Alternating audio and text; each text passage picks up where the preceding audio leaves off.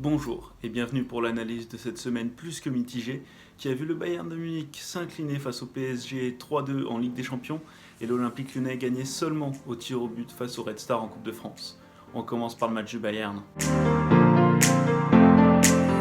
Bon, Bayern-Paris Saint-Germain, quart de finale aller de la Ligue des Champions. Le match assurément le plus beau mais aussi le plus triste de cette semaine, puisque le Bayern s'est incliné 3-2 face au Paris Saint-Germain, malgré un match quand même à sens unique, dans lequel le Bayern a dominé, n'ont pas arrêté d'attaquer, un but de Choupo-Moting et un but de Thomas Müller. Mais malheureusement, une défense trop laxiste, avec beaucoup trop d'espace, bien sûr c'est le jeu. Quand on essaye d'attaquer dans tous les sens, on laisse des espaces derrière. Et avec la rapidité devant de Mbappé notamment, aussi de la technique de Neymar, et on peut penser aussi à l'intelligence de Marquinhos, et bien forcément ça fait beaucoup de mal. Doublé pour Mbappé, but pour Marquinhos juste avant de sortir. Voilà un PSG qui a été forcément héroïque pendant ce match. Un PSG qui a été héroïque offensivement, parce que mettre 3 buts au Bayern de Munich, c'est sûr que c'est pas donné à tout le monde, même si là je le rappelle, et bien forcément à force d'attaquer on laisse des espaces, la contre-attaque, et c'était forcément le plan de jeu qu'avait pensé Pochettino, puisque c'était forcément une des seules solutions du PSG face à ce Bayern là. Sur les attaques placées c'était beaucoup plus difficile, d'autant qu'ils en avaient très peu. La première période ça a été seulement de l'attaque-défense pour le Bayern face au PSG, même si c'est là que le PSG a mis 2 buts. Eh bien, le premier c'est une contre-attaque, le deuxième c'est presque, vu la position de Neymar et de la défense, ça part d'un coup de pied arrêté, c'est presque comme un coup de pied arrêté. Et là Marquinhos, très belle intelligence de jeu, de placement aussi, le talent de Neymar évidemment, ça on ne peut pas le contredire. Mais là je remarque aussi l'absence de défense et forcément un Neuer qui ne peut rien y faire, alors que sur le premier but on est sur une faute de main. Voilà, une faute de main, une erreur, ce qui est assez rare. Manuel Neuer qui reste pour moi le meilleur gardien du monde actuellement, et ça depuis un moment, par ses performances et même ce qu'il dégage pour sa défense. Même si c'est sûr que là le Bayern ne vit pas forcément sa plus belle saison défensive, ça reste quand même une muraille, Manuel Neuer. Après c'est sûr qu'aussi en face il avait un beau concurrent avec Keylor Navas qui a sorti plusieurs situations, que ce soit sur lui ou même des réflexes, qu'il est le seul à connaître le secret. Il est le seul à connaître le secret. Mais voilà, ce qui fait qu'au final, un PSG qui a pu trouver la solution face à ce Bayern-là. Pourtant, le Bayern a poussé pendant les 45 premières minutes, ça c'est indéniable. La deuxième période a été aussi forcément très dure pour le PSG. Je ne sais plus, une trentaine de tirs, je crois, pour le Bayern de Munich en tout dans le match, contre seulement 6 pour le Paris Saint-Germain. 6, 3 qui finissent au fond. Forcément, on est sur un ratio de moitié. Donc c'est sûr que quand on défend comme ça et qu'il y a une efficacité due à une superbe attaque du Paris Saint-Germain, c'est compliqué de se qualifier. Alors évidemment le Bayern n'est clairement pas éliminé, ça c'est sûr, même sans Lewandowski, ça aussi il faut le rappeler. Il y avait des absents des deux côtés, plusieurs blessures pendant le match. Donc absent de Lewandowski, de Tolisso, sortie de Goretzka, de Zule. Et en face aussi sortie de Marquinhos qui a marqué. Voilà, ça aussi très important, parce que je pense que le Paris Saint-Germain a pu être perturbé par cette sortie. La défense quand même n'est pas à blâmer côté Paris Saint-Germain, clairement pas. Ça a été des battants jusqu'au bout. Marquinhos jusqu'à sa sortie, et même on peut penser à Danilo Pereira qui après, une fois qu'il est passé en défense centrale, a fait un match quand même très bon. Un milieu de terrain aussi qui s'est bien battu, Idrissa Gana Gueye, très bon match également. Keylor Navas, même Kimpembe. Les latéraux, je les mettrais un peu plus de côté, les latéraux parisiens, voilà. Mais forcément, le Bayern n'a pas réussi à marquer tant que ça. Pourtant, des très bons matchs. Joshua Kimmich, un match excellent. Des centres toujours de qualité. Je pense à celui de Pavard sur le but de Choupo-Moting. Vraiment beaucoup de centres encore une fois. Je trouve que Kingsley Coman a beaucoup tenté parfois un peu trop de loin, et Keylor Navas était bien aux aguets, où parfois les frappes étaient trop compliquées. On sentait un peu aussi d'impuissance. On sentait de l'impuissance du côté du Bayern de Munich. Évidemment, ce qu'on peut dire aussi, c'est qu'avec ces différentes blessures et ces changements faits assez tôt dans le match, il y a eu une baisse de régime en seconde période et le Bayern de Munich n'a pas pu tenir toutes les 90 minutes à faire cette pression constante. Forcément, il y a eu des efforts, mais on se retrouvait avec une fin de match où l'équipe était vraiment coupée en deux. Et on voyait aussi le Paris Saint-Germain avec beaucoup plus le ballon. À la mi-temps, tous les Parisiens étaient seulement dans leur partie de terrain. Et en fin de match, c'était totalement différent. Le PSG avait des phases de possession, ils attaquaient et forcément on voit que le Bayern n'a pas pu tenir ces 90 minutes. Ce qui a pu être aussi un peu surprenant, mais finalement assez logique. Comme j'ai dit, avec ces changements faits assez tôt dans le match, plusieurs en première mi-temps. Et voilà, ce n'est pas forcément une surprise, mais ça aussi, il va falloir peut-être le voir pour le prochain match. Voilà, mais du coup, qu'est-ce qu'on peut attendre pour le match retour ? Eh bien, pour le match retour, je pense quand même que le Bayern de Munich a toujours les armes pour se qualifier et pour s'imposer face à cette équipe du Paris Saint-Germain. Le Paris Saint-Germain qui va recevoir, et on sait que cette saison, c'est pas forcément leur point fort. Ils font de très très beaux matchs à l'extérieur. On peut penser aussi à celui du Camp Nou en Ligue des Champions. Et même si le PSG a l'habitude cette année de sortir des gros, de faire des gros matchs en Ligue des Champions surtout, je pense que ce Bayern de Munich a la force mentale aussi pour aller chercher ce match, pour resserrer les gonds derrière, pour éviter un maximum, couper cette verticalité, peut-être défendre plus bas et prendre un peu moins de risques, parce que même si là les risques sont à prendre, parce qu'il y a quand même 2 buts à les marquer au Parc des Princes sans en prendre, ça va être ça aussi l'important, c'est de ne pas en prendre.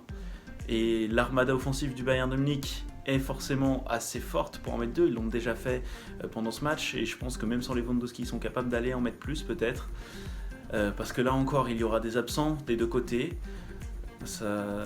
Jouer d'une semaine sur l'autre, ça laisse pas forcément le temps aux joueurs de se remettre. On verra les compositions au début du match dans cette semaine. Et on verra aussi comment le match va se dérouler. Est-ce que Paris aura le mental pour tenir encore une fois 90 minutes ? Est-ce que les matchs de ce week-end vont permettre aussi parfois de faire tourner, de se reposer assez, ou est-ce qu'ils vont encore être joués à fond ? Je pense que l'Union de Berlin et de Strasbourg, respectivement les deux équipes, vont peut-être pouvoir faire tourner un peu. Ça va aussi être on va voir si ces matchs ont joué sur le mental des joueurs. Est-ce que le Bayern va réussir à rebondir ? Est-ce que le PSG, lui, va continuer sur sa bonne série ? Et ça va bien mettre en condition pour le match qui va arriver. Parce que s'il y a encore une mauvaise performance du Bayern de Munich, une défaite, voire même un match nul, ça peut forcément les mettre dans un mauvais état d'esprit avant d'aller jouer sur la pelouse du Paris Saint-Germain. Et le PSG peut continuer d'être autant sur une bonne lancée. Donc forcément, ces matchs vont beaucoup compter, mais je pense que dans tous les cas, le Bayern de Munich va vouloir y aller encore une fois, va vouloir prendre sa revanche, il va vouloir mettre les bouchées doubles pour aller se qualifier pour les demi-finales. Et parce qu'aussi, il y avait la finale l'année dernière, donc forcément le PSG avait envie de prendre sa revanche et a envie de réaccéder à cette finale, de gagner la Ligue des Champions, mais je pense que le Bayern ne va pas se laisser faire aussi facilement et qui vont y aller encore plus fort. Mia san Mia, wir sind wir, nous sommes nous. Voilà, nous sommes le Bayern, nous ne nous laissons pas battre par le Paris Saint-Germain.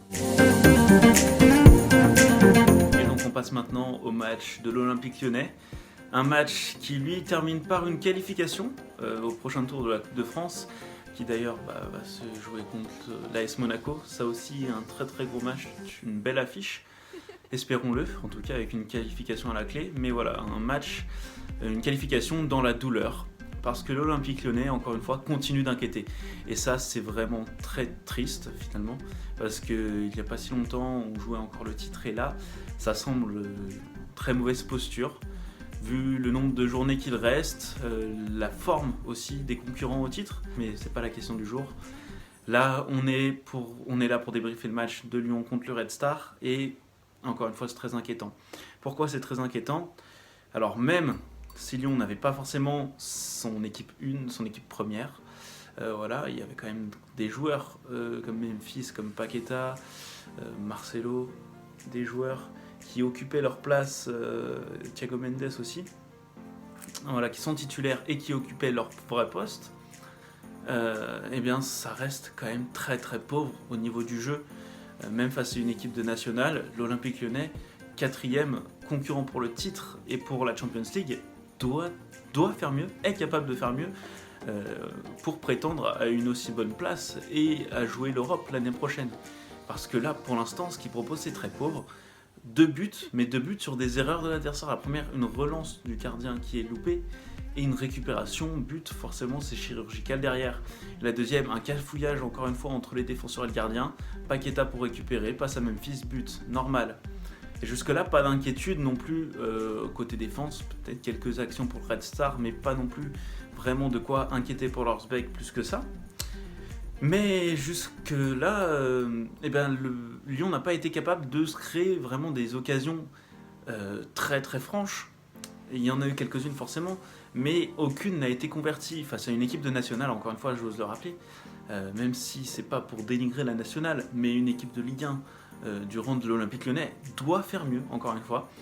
Et le troisième but est pas passé loin, encore une récupération assez haute, une passe de Paqueta, 2 pailles, seul, sans gardien, juste un défenseur. Et le défenseur là fait une très belle action défensive parce que je pensais qu'il allait être pris à contre-pied et il sauve tout simplement son équipe. Et là derrière, récupération du Red Star, contre-attaque, but, 2-1. Et là l'Olympique Lyonnais commence à se faire peur parce que jusqu'à présent ils avaient à 70-80% du temps le ballon et ils dominaient clairement le match. Ils dominaient, ils avaient tout le temps le ballon. On aurait dit le Bayern face au PSG finalement, même si les occasions étaient clairement moins franches et le jeu était plus mou. Il n'y avait pas beaucoup de rythme dans le match. Et ça aussi, niveau jeu, niveau action, niveau rythme, c'était très très pauvre. Encore une fois, là l'Olympique Lyonnais doit pousser un peu plus fort, même en fin de match. Quand le Red Star est remonté à 2-2, ils doivent être capables d'accélérer et de pouvoir mettre la pression assez forte sur le Red Star pour pouvoir en mettre un autre. Là encore, c'est pas non plus comme si on jouait un concurrent direct au titre, enfin quelqu'un des 6 premiers du championnat. Donc là, Lyon doit faire mieux, doit mettre la pression, doit aller marquer ce but qui permet d'obtenir la qualification, d'autant plus qu'il n'y a pas de prolongation. Donc c'est des tirs au but directement, et on sait que les tirs au but, ça peut être fatal autant pour une équipe que pour l'autre. Une équipe qui a la rage, qui a la niaque, comme le Red Star l'a eu, aurait mérité de gagner ces tirs au but. On sentait qu'ils avaient l'envie.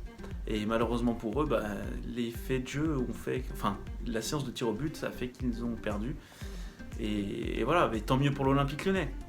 D'autant plus que pour cette séance de tirs au but, les supporters, même pendant le match, avaient sorti les lasers pour gêner Paul Lorsbeck.